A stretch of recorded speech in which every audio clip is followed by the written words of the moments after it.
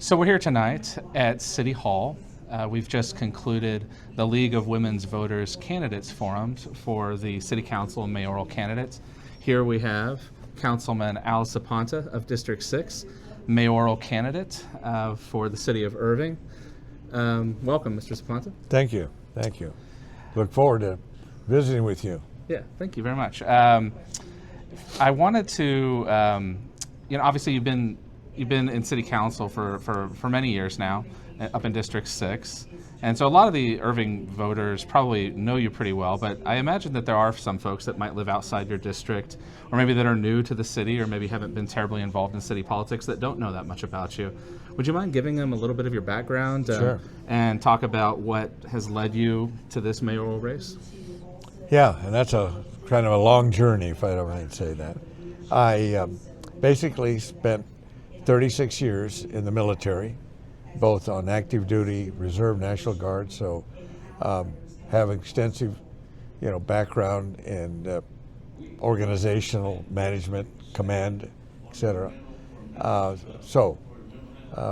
That's one thing I'm very proud of. Was in Vietnam in 1969, and then Desert Storm, and then led the first peacekeeping mission in 1991 in Western Sahara, Morocco, Algeria, Libya, and Mauritania, because at that time the people of the Western Sahara, known as the Sahrawi, wanted to be independent, and so there was a guerrilla war going on between Morocco and the people of the Sahara, and so I led the peacekeeping mission, and there were 5 major representatives from the Big Five: Russian, French, British, Chinese, and then myself. And so as the senior person, so that was interesting. All 5 of us were senior colonels at the time. And so from that, of course, then I was also on leave from ARCO, Oil and Gas Company, where I was their head of government affairs. And my focus was basically natural gas and here in the states, oil-producing states. So I was in both California, Oklahoma, Colorado, and here in Texas twice. And then they moved me to Washington, D.C. to then be the chief lobbyist for our company, especially in the oil and gas matters. But as part of that, I was also then selected a White House fellowship, and so I had the opportunity to be assigned to the Secretary of Transportation, and then was asked to be able to work on a very specific project that he wanted to really bring forward, called the Urban Mass Transit Advisory Council, to the Secretary and to the White House. And because at that time we had 7 bankrupt railroads, and they were trying to, meaning the federal government wanted to pull together those rail systems to utilize it for eventually, quote unquote, urban mass transit. And so that's why we created that advisory committee, and I was the one that coordinated it. We had the president of the YPO that chaired it, and then representatives from the 7 railroads in the Northeast, and then the head of the union at that time, to then come up with what we now still have in the federal government, Department of Transportation, known as the Urban Mass Transit Administration. But what came out of that was then, as we now know, as Amtrak. Oh, wow. Which now then, you go fast forward, I'm here with ARCO in the 80s, the late 80s, and then the discussion of creating DART. So I had that opportunity to be part of that process because of my relationship representing the government, and that especially with the past DOT time frame. And then fast forward, went ahead and then was asked to go back in to government a 3rd time, which was because of 9/11. Yeah. Now, keep in mind, when I was in the Ford White House, Don Rumsfeld, Dick Cheney, and 4 other key players were all part of that core group. And I was one of the 3 individuals, and the only White House fellow they asked to stay and in the what we call the advance team. So whenever the president leaves the White House, it's that advance officer along with the Secret Service that plan and make sure that the president's safe and when he's leaving the White House to go out to California or wherever. So I was able to spend almost a year doing that. And then the president decided he wanted to make me the first Hispanic ever in 200 years because that was going to be 75, 76. And we were going to celebrate the bicentennial. Wow. And so I was then appointed and selected and approved by the U.S. Senate as part of the president's cabinet as Assistant Secretary of Interior for administration, budget, and management. So I was what you would call the city manager inside a major department. So department manager, I guess you'd say. Yeah. And so that gives you a little sense that and my master's was in public administration. Oh, wow. So I had a little sense of where I wanted to be really involved in. So I actually thought about being a city manager one time. But then I ended up working for an oil company, and the rest was history, and then I retired from ARCO in 1994. But during that period of time, I was very fortunate to work with Ronald Reagan, because I'm basically a Californian, 4 generations, and was able to head up as his senior advisor on what we now call NAFTA. And fast forward, I retired from ARCO, and then I'm asked to take over the U.S.-Mexico Chamber of Commerce that was just starting. So I then was able to then grow it from 2 offices to where we have 8 in Mexico and 10 here. Oh, that's great. And it's all private sector driven, no government money. And so now I'm in the middle of the USMCA and all the other kinds of trade tariff things that are going on. But that's on my international side.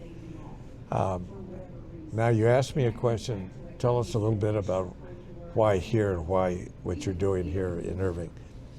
We moved back here, like I said, just almost 21 years ago this summer, because I really felt this is the sweet spot in North America right here, because of my studies, and my doctorate work was in the whole international political economics in North America, energy, labor, etc. And so with that, it was very obvious to me that this eventually, I wanted to bring the headquarters of the chamber here, because I really feel the Metroplex is, again, that center point in North America, which is proving up. Yeah, I think that turned out to be an accurate prediction. Yes, well, considering how things have developed. Yes, so. But the other side of it was, I've always been a guy that believes if I'm in my community, if I can be a participant and put my maybe background and experience in, and I saw here at Irving an opportunity to be part of our boards and commissions, such as the TIF, or the Tax Increment District, as well as the zoning and what do you call it, development board, but planning and zoning is actually what it's called, which really gave me a focus on how we do the kind of applications for development and zoning, etc. And then I chaired the board of the Las Colinas Association, which then, as you know, is a whole deed restricted area that's very much its own kind of sub-administration type. It's almost like 2 cities in 1 city. Yeah. So I was very conversant on a lot of things that were going on in Irving. And then people started asking me, well, why don't you think about running for council? And I had not thought about running for office, but it's my home. My friends are here and work in all these boards and commissions. So I did. And the rest is history. I've been elected 3 times up in what would be the northern section, which is really north of 140, 114, up MacArthur, all the way to Valley Ranch and up north of 635. And so that's been a really great experience for me, because I was able to focus in working with our friends in the mosque, the Islamic mosque up in Valley Ranch, and help them along with Mayor Stouffer, to really help them with their expansion, that they wanted to have more parking. They wanted an annex to be able to have more ability to bring in, because they were growing. And then one of the focus that I did was to really try to get them a cricket field. Oh, wow. So now they have that, and kind of was a quiet park that's right at 635 in Riverside, which is now the first cricket field that we now have up there. We have a second one right along Royal Lane and Riverside, which used to be the old polo field. Yeah. And so we've got now two crickets. That one is basically where a lot of the Indian and Hindus utilize, and the one up north basically is really centered around the mosque and the Islamic culture. But then I focused on a couple of things, and one was we only had 2 parks and rec up here, where the South has 5. Yeah. And so I tried to say, okay, how do we try to enhance what we have up here? So Mustang Park. Yeah. I was sitting on the bond committee in 2006 and was able to get 10 million put as an earmark for the future for a senior citizen city here up at Mustang Park. And so now we have it. It's now going to be about a $62 million huge and number one, probably the showplace in North Texas, an auditorium, indoor track, senior citizens, and just really a first-rate park and rec. Yeah, I was on the Parks and Rec board for a while, and I got to kind of at least oversee some of the development of that as well. And it really is a unique idea to make it a multi-generational facility where you're, obviously getting a senior center was a big priority. I remember you talking about that a few years ago, and being able to combine that with other city needs into one giant facility. I'm eager to see it to get started. Well, I'm going to be able to walk to. I'm only 4 blocks away from my home there in Hackberry, and see if I can utilize the track and maybe do a little weightlifting. There you go. No, body strengthening. That's way my days of weightlifting are over. Fair enough. But the other was I was able to make the right connection just through, again, mutual friends out of California.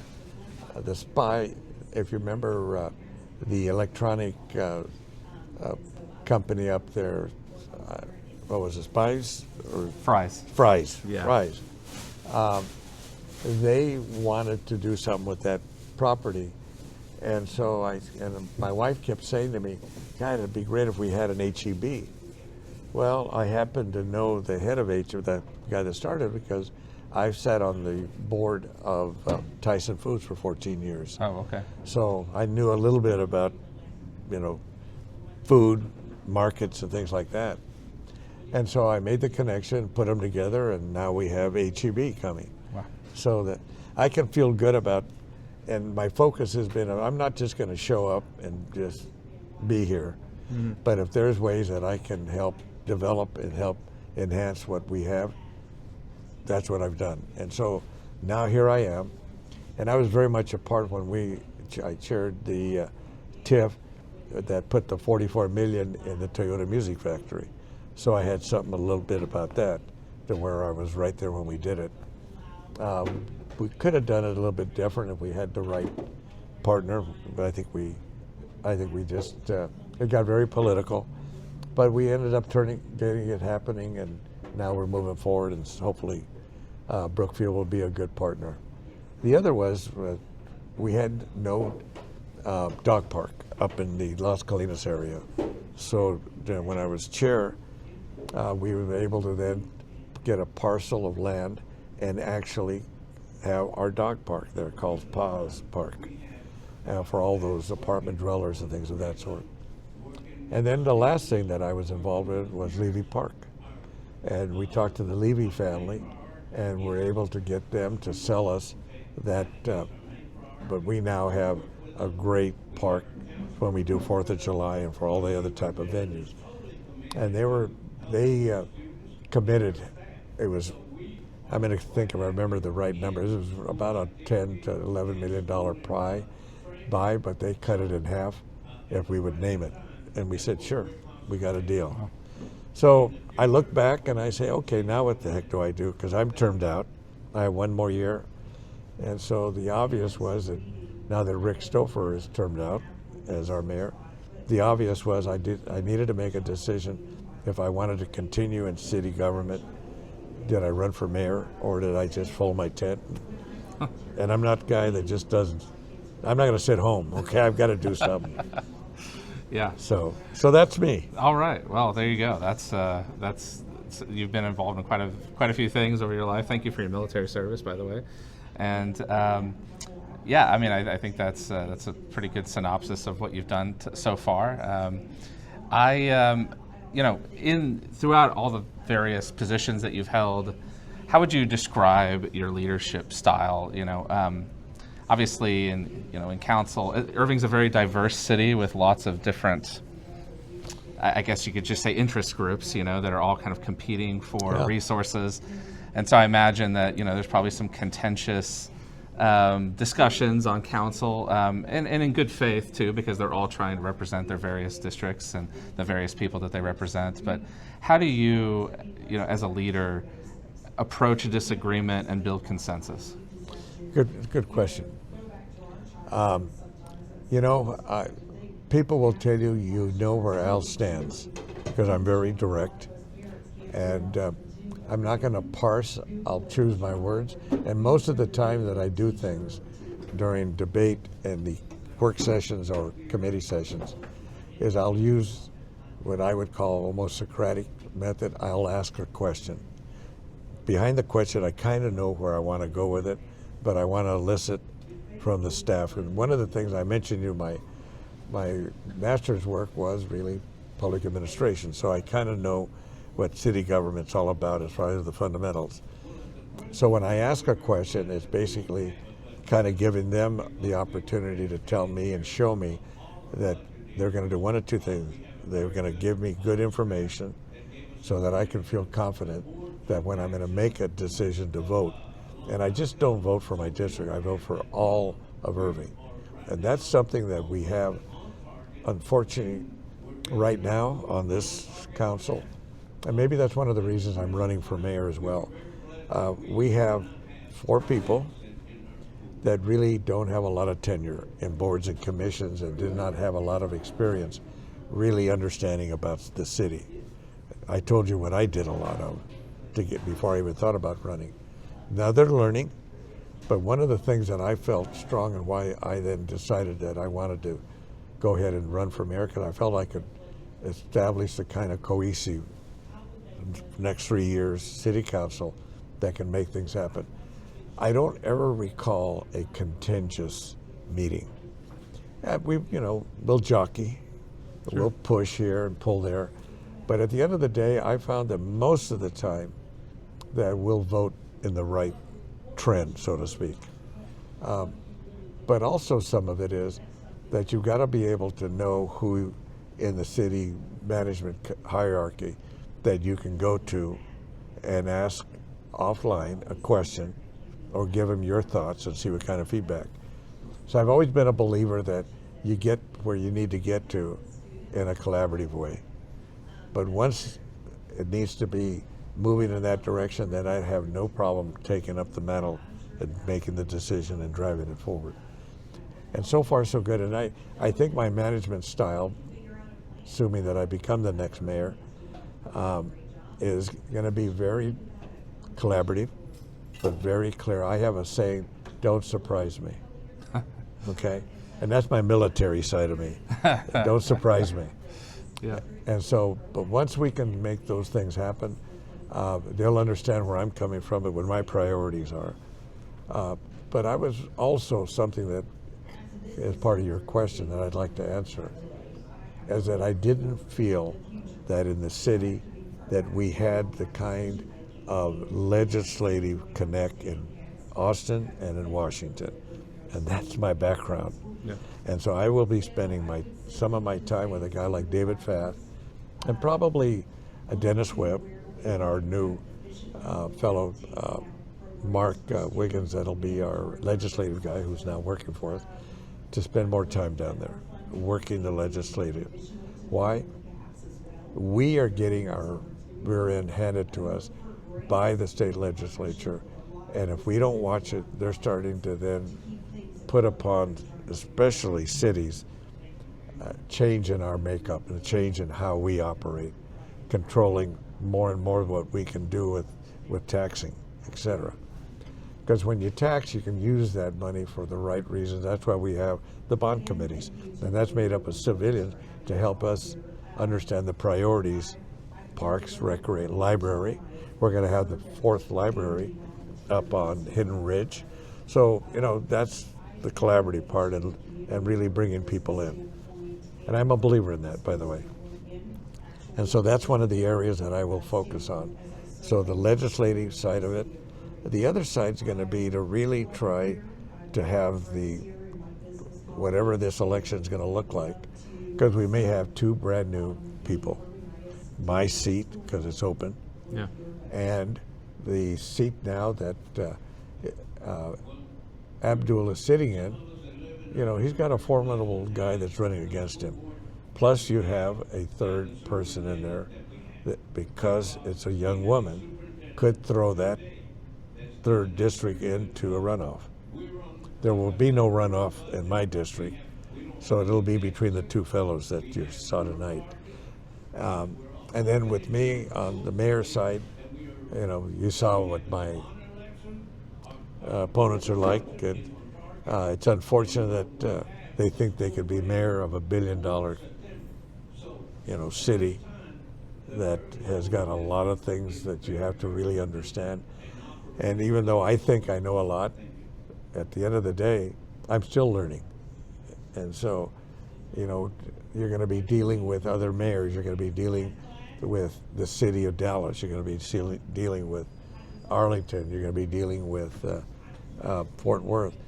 So when you start to look at all of that, then you need to have people that have some experience, and experience on not only city government, but understand how to deal interpersonal relations, understand how you deal with government, and then how you take it out and start to deal where the impacts are in Austin and in DC. So that's kind of, you're going to see me move that way. Because I'm not going to sit here and run the city.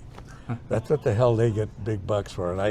But I'm going to try to move it in a certain way. The other is to try to build a very good, cohesive, strong city council. So that's kind of 2 right off the bat. Yeah, that's great.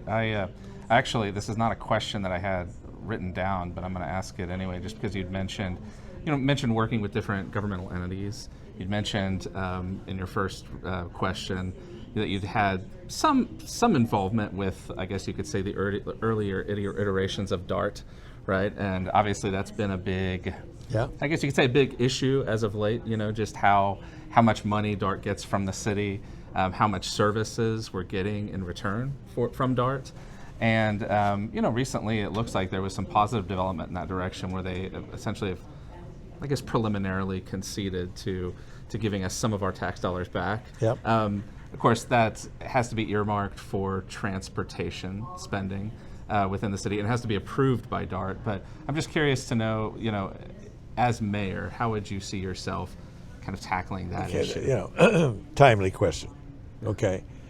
Right now, and one of the things that I did do is I worked behind the scenes because of my former background here with ARCO, but also the guy that's now known as the father of DART is a fellow by the name, excuse me, who was a White House fellow with about 5 years before me. He was the head of the Hunt Properties and Hunt, so let me pull his name up because he's a dear friend, because I'm thinking ahead real quick. The other guy was a White House fellow about 4 years after me, was Tom Leppard. But the fellow that I want to bring up is the guy that really made, because he was really very much a part and chaired the North Dallas Citizen Council. And so Give me a second. I'll pull the name back up because I'm moving too quick right now. Oh, that's all right. No, I think it's important because he's a special guy. He's a guy that you would know the name when I give it to you because he is considered the father of DART.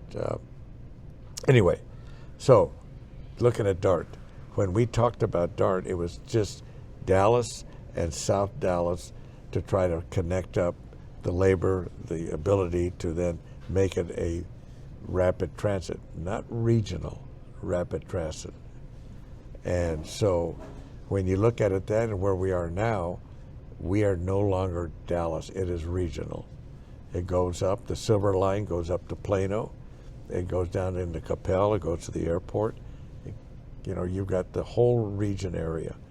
That's what we would call North Dallas as well. And so it's now no longer just Dallas. It's no longer just DART. That's why we were able to get it and move it in such a way to where our city manager worked with the other managers on the numbers and ridership. And then you have Rick Stouffer, our mayor, who worked with the other mayors to look at governance. Okay? Walt Heumann was the fellow that was the father of DART. Okay? Yeah. And so what was critical about all of this is that the three of us worked with also former Mayor Mike Rollins because it was a political decision that was going to be pushed or hindered by the City Council of Dallas because they appoint the DART board. So that's where we pressured it from that standpoint, as well as the mayor working with other mayors on governance, as well as our city manager on ridership, et cetera. It all came together. And so now we have a ILO, it's called, which is an agreement that DART is now going to be managed by the Dallas appointees at only 45% of position of governance. And the rest of us will have it. And we're going to have 2 seats, like Plano will have, because we're the only ones over $100 million that we give each year. I think that's fair. Yeah, you're damn right it is. But we still don't know all our ridership, and that's something we got to find out about. But the other part is we're going to get $5 million a year back to then do some focus. It's almost like a local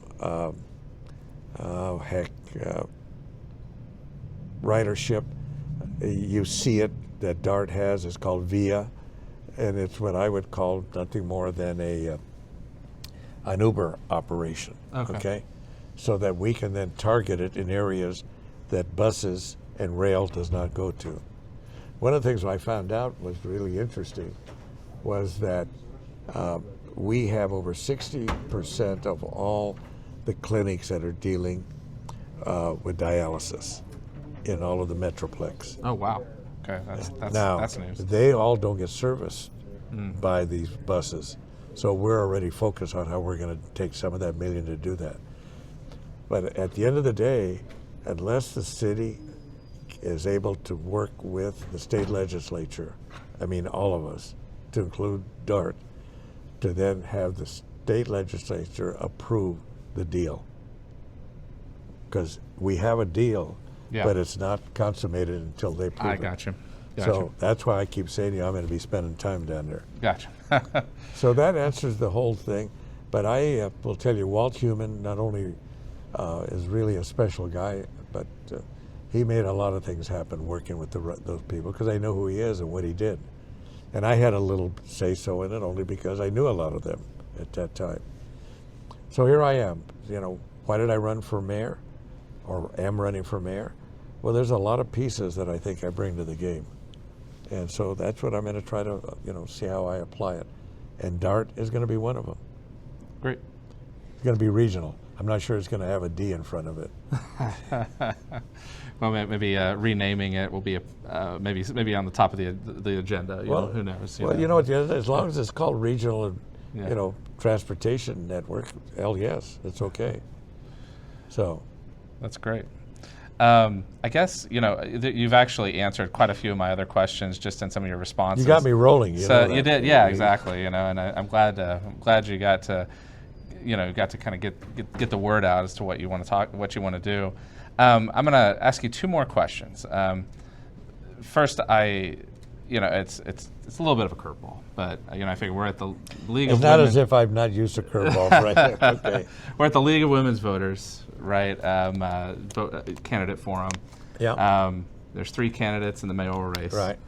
2 of them are women. You're the only man, Yep. right? What is your pitch to women voters who are voting in this election, right? So, Well, first of all, we're nonpartisan, yeah. okay? And I consider that nonpartisan as far as gender, across the board. I don't vote because it's for a woman this or a man's that. One of my better votes that I've taken, and we've been able to raise the money because of my relationship with Jake Elsie, our congressman. We got $5.8 million for the center that was started by the police. What's our title that we go? Sometimes I need to, my mind's moving so quick. Sometimes I outstrip it, but it's basically the health, not our mental health, because we have that as a separate one, but it's the domestic violence center. Okay. Okay. So I still can grab it when I need to, but I have to go through the process. But that's something that is really very much female-oriented because of domestic violence. And one of the things that we now have raised, a total of $15 million of our own monies plus that 5.8. So we would be building that. We had the center, but it was really, we outgrew it, and it was really in disrepair. So we're just going to scrape it, and then we're actually going to be thinking about putting it up at the new building I don't know if you know this. We bought 2 buildings up on Hidden Ridge. We bought one of my favorite restaurants, which was Cool River. That's where the 4th library will be. Oh, okay. Yeah. And the building next to it was Chris's. We bought that. And now we're going to bring all our fire, police, domestic violence, and maybe a few other kinds, because we've outgrown this place. Yeah. And so that's where we're going to be putting a lot up there. We'll still have here, but we're going to be moving some of the other areas that need to be brought together. So there's a good example of something that I'm really glad that we did. I give a lot of credit to Chris Hillman, our city manager, because he knows how to deal with the numbers. He knows what we can do with bonds and how we can purchase bonds and make the kind of long-term decisions so that it's 10 and 20 years, so that we're buying and selling when at the right time. And he's really good at that. So that's kind of where another piece of this whole thing. So to answer you about men and women, I just gave you a reason that if anything is pro-women and children because of domestic violence. Okay. All right. And then final question. This is the curveball one now? No. This one's I don't know, maybe a fun question for you. I hope so anyway. But, obviously you're running for mayor. What do you want your legacy to be? 20, 30 years from now, when they think of Al Zapanta, mayor of Irving, what do you want them to say about you? You asked a really good question that when 4 years ago, I was one of the 500 quote unquote leaders of Dallas, the Metroplex. And one of the questions was, tell us how and what you want to be remembered for in a song. In a song? Yes. Oh, okay. So I said, Frank Sinatra, I did it my way. Okay. Okay. All right. Got it? Fair enough. Yeah, got it. Got it. Got it. I tell you what was interesting, if you want to hear some, and you didn't ask it, but I'm going to give you some insight. It has to do with gaming and casinos, because of what I've been reading, especially in the last 3 days of the Dallas Morning News, and how we have it here in Texas, but we don't have gambling and casinos until the state legislature deals with it. We have no play in it. Now, at the end of the day, when the time comes, that's when I'll deal with it. The balance is going to be where we put it. Now, I got to be honest with you, I don't want a casino on our Dallas Cowboy site. Why? Being a former trustee of the University of Dallas, I know the sensitivities. But look at what a pro athletic team, I don't care, it could be the Stars, it could be another baseball team, it could be a basketball team, and we know which one that is. That is the only space and location in all of the Metroplex that is ripe for that. That's another thing that I'd like to have happen. You know why? That's economic development, that's jobs, that's tax, that's all the other pieces. And by the way, the university wins on this one too, because it's right there next door. So there's a lot of pieces that I see. And I'm not talking casino or gambling. That's somewhere else in the development. So you didn't ask me that one, but I got to give it to you. Why? Because I know there's some thoughts out there. Yeah. And all you got to do is read the last 3 days, starting with Sunday, of the Dallas Morning News, and they did an excellent job because they focused it where I knew, because I lived in Tulsa, Oklahoma for 4 years when I was with I'm Arco. from Tulsa originally. Are you really? Yes. I loved it. Yeah. We lived at 61st and Lewis. Okay, right over So- by Southern Hills, that area. Yes, Yeah. exactly. Mhm. I actually played in- golf there one time or Oh, two. that's great. Yeah. But my 3 kids, when we were moving there, we were driving down Lewis, and I looked, and there's those Oral Roberts hands, and my kid says, "Is that Disney World?" But anyway, so I'm. You have to be from Tulsa to understand Yes. all that. So, But but that is our favorite place. My wife loved living there. Okay. The people, we had a great home. I mean, and the kids, the schools, and I enjoyed it because that was one of the original headquarters from a lot of the old oil companies.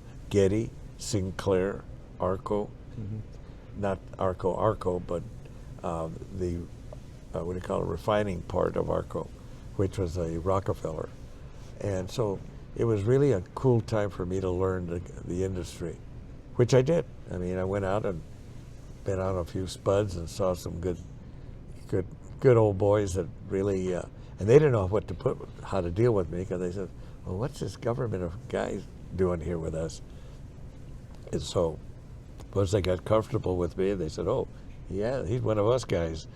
And the military played the big role, because most of them were Second World War or Korean War vets, so it was kind of a nice thing for me.